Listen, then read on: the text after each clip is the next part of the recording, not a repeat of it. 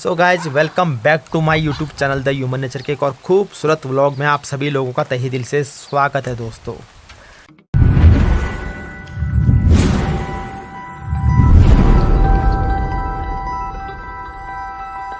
So guys आप आज मौसम को देख रहे होंगे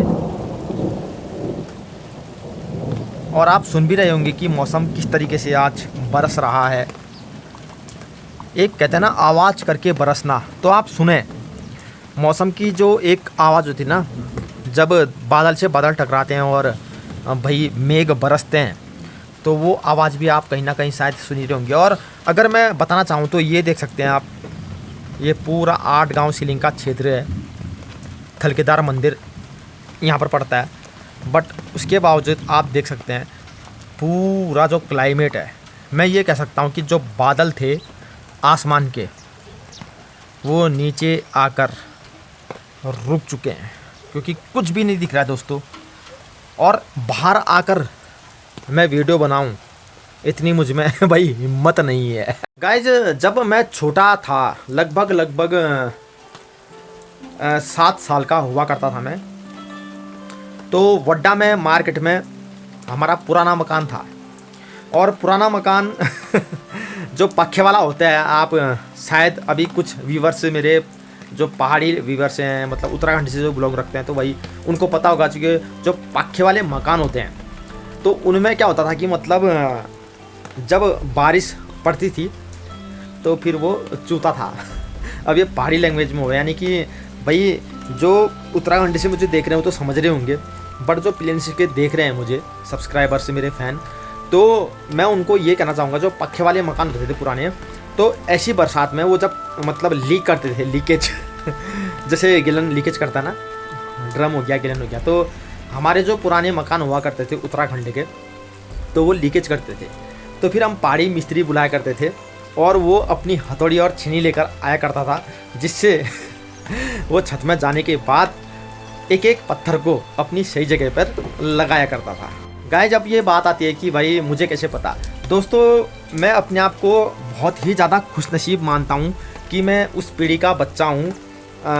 जब हम गोलियाँ खेलते थे, अंटी कहते थे उसको, तो इतनी छोटी सी शीशे की गोलियाँ आती थी, 1 रुपये की 12 आती थी, और किसी भी परचून की दुकान में हमें वो मिल जाया करती थी, जिससे हम क्या करते थे, खेला करते थे। 1 रुपये अगर हमारे पिताजी ने हमें दे दिए, मम्मी ने हमें दे दिए, या बड़ी बहन ने हमें दे दिए, या जो हमारे घर में मेहमान आए हैं उन्होंने हमें दे दिए, तो वो 1 रुपये ले जाके हम जाते थे सीधे कहाँ, दुकान में, और 1 रुपये की 12 कंचे की गोलियाँ हम कहते थे उसको, वो हम लेके आया करते। और दोस्तों जब हम वो कंचे की गोलियाँ लाते थे, उसके बाद फिर हम पिल बनाते थे। पिल यानी कि कहीं पर मतलब सपाट ज़मीन जहाँ पर हमें दिखती थी, तो वहाँ पर हम पिल बनाते थे, मतलब एक गोल गहरा गड्ढा टाइप का, तो वहाँ पर से हम गोलियाँ खेला करते थे अपने दोस्तों के साथ। तो भाई पिल में जो है कि ऐसा एक रूल था कि जो गोली मारने के बाद पिल में अपनी गोली डालेगा, यानी कि अपोजिट बंदे की गोली को मतलब क्लियर करने, हिट करने के बाद फिर उसके बाद उसने पिल में गोली डालनी पड़ती थी, और उसके बाद फिर वो एक गोली हार जाता था। अगर मैंने पिल में डाल दी गोली किसी की हिट करने के बाद, तो फिर वो एक गोली मेरे को देगा, यानी कि वो हार गया है। तो कुछ ऐसे गेम हम खेला करते थे। लेकिन दोस्तों इतना प्यारा और खूबसूरत मौसम जब हुआ करता था उस समय पर, तो मैं ये भी बताना चाहूँगा आपको कि उस समय जब इतनी ठंड पड़ती थी तो सीधे सीधे बर्फ़बारी होती थी। और बर्फ़बारी कितनी होती थी दोस्तों, आप ये मान के चलिए, जो ये आपको दिख रहा है यहाँ पर सरिया, लगभग आधा सरिया बर्फ़बारी से ढक जाया करता था। मतलब ये मैं अंदाजे से बता रहा हूँ, क्योंकि उस टाइम पे हम यहाँ ही रहते थे, ये तो हमारा नया मकान है, तो हम रहते थे वड्डा मार्केट के अंदर, जहाँ हमारा पुराना मकान है पक्के वाला, अभी भी है दोस्तों।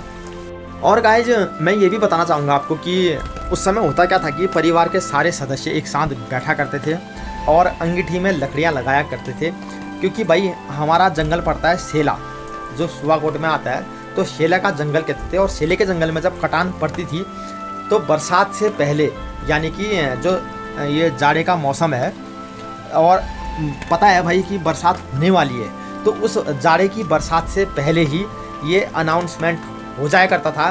जो जंगल का प्रहरी होता था वो घर घर आकर ये कहा करता था कि भाई अब जंगल में कटान शुरू होने वाला है, जितने भी सूखे पेड़ हैं और आप उनको काट कर ले जा सकते हो, ताकि आपके जो जाड़े हैं ये अच्छी तरह बीतें। उस लकड़ी में आप खाना बना सकते हैं और गर्म पानी कर सकते हैं। भाई गर्म पानी भी चाहिए होता है बर्तन धोने के लिए, नहाने के लिए, इत्यादि कामों के लिए।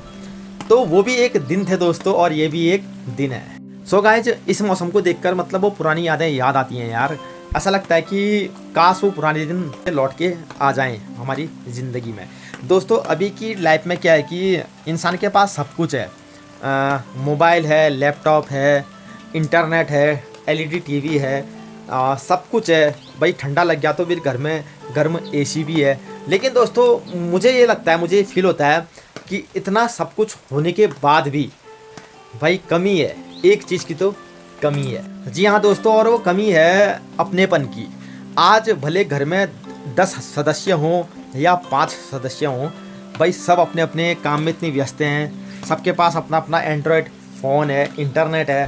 तो लगता ही नहीं है कि भाई इतने बड़े घर में 10 से 15 सदस्य हैं, लेकिन उस घर से भाई कोई आहट ही नहीं आती है, कोई गूंज ही नहीं आती है, फील ही नहीं होता है कि यार इतने लोग इस घर में रहते हैं। दोस्तों फील ना आने का एक कारण ये भी है क्योंकि आज हम टेक्नोलॉजी से इतना जुड़ चुके हैं कि खुद को भूल चुके हैं, खुद के रिश्ते को, खुद की मोह माया को ही हम भूल चुके हैं। बिल्कुल दोस्तों, हम भूल चुके हैं, क्योंकि पुराने टाइम पे अगर एक छोटा सा पक्के वाला मकान भी होता था ना, तो उस घर में अगर 5 से 7 सदस्य भी रहते हैं तो इतना शोर शराबा, इतना हल्ला हुआ करता था कि भाई लगता था कि यार इस फैमिली में कितना प्यार है, लोग आपस में बोल रहे हैं, सलाह मशवरा कर रहे हैं। लेकिन गाइज अभी भले जाड़ा हो, गर्मी हो, बरसात हो या कोई भी मौसम हो, लेकिन अभी सिर्फ और सिर्फ मतलब शादी ब्याह में ही या किसी काज में या शुभ पर्व में ही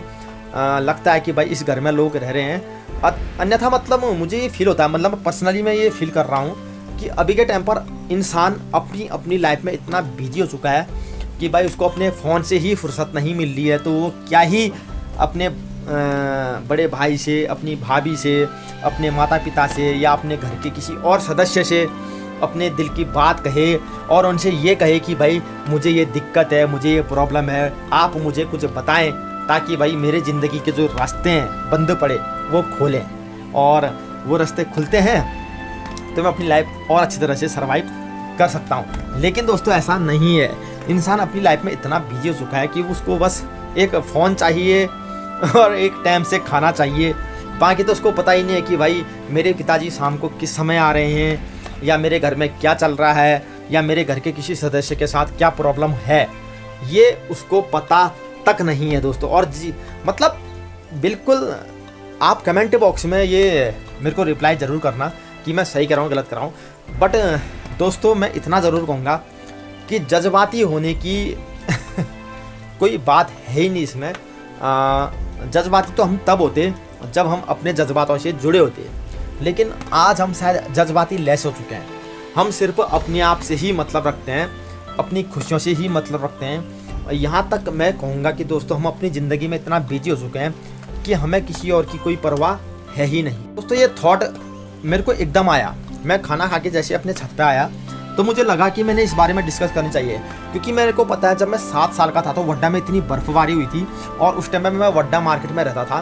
तो पुराने मकान जो मेरा है मैंने अपने वीडियो में दिखा भी रखा है, आप शायद देख लेना।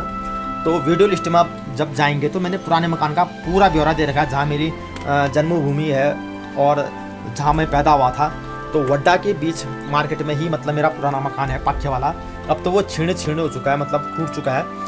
तो उस टाइम पे क्या था कि जब बर्फ़ पड़ी थी तो हम जितने भी परिवार के सदस्य थे या जितने पास पड़ोस में लोग थे, तो हम शेले के जंगल गए थे, और शेले के जंगल से हम लकड़ी लेके आए थे और आंगन कहते हैं ना चौबाट, चौबाट में हमने मतलब काफ़ी धमतारी कर दी थी। तो पहाड़ी भाषा में कहते हैं धमतारी, ठीक चाहिए धमतारी को नान।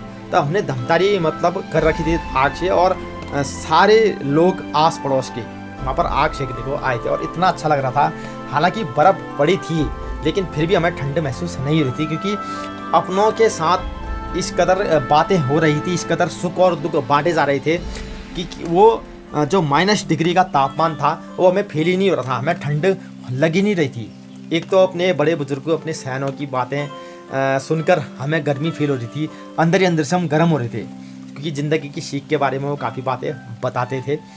लेकिन अब ऐसा नहीं है दोस्तों। जी हाँ दोस्तों, दुख इसी बात का है कि अब ऐसा नहीं है और शायद होगा भी नहीं, क्योंकि जिस तरीके से टेक्नोलॉजी ने हमारी ज़िंदगी को बंदिशों में भर दिया है। अगर अभी किसी बंदे के पास फ़ोन है और उस फ़ोन में नेट नहीं है तो वो अपनी ज़िंदगी को आधा अधूरा समझता है। बिल्कुल दोस्तों, ये सब पे लागू है, सब पर, भले वो कोई हो।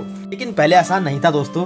पहले अपनों का प्यार, अपनों का आशीर्वाद और भाई ठंडे मौसम में गरम गरम माड़े घी के साथ, गरम गरम मड़वे की रोटी घी के साथ, गरम गरम मक्के की रोटी घी के साथ, गरम गरम चावल के आटे की रोटी घी के साथ जब हमें खिलाते थे हमारी आमा लोग, तो भाई साहब वो खुशी अनलिमिटेड थी। उसकी तो मैं खैर मैं जितनी उसकी बात करूँ उतना कम है, क्योंकि भाई मेरे मन में वो चीज़ बसी है। सो गाइज, इस ठंडे के मौसम में ये चीज़ें मेरे को याद आई तो मैंने आपके सामने ये चीज़ें रखी, क्योंकि भाई आप भी हमारी फैमिली हो। तो वीडियो कैसा लगा, वीडियो को लाइक शेयर सब्सक्राइब जरूर करना, कमेंट जरूर करना, इस वीडियो के बारे में आप ज़रूर बताना।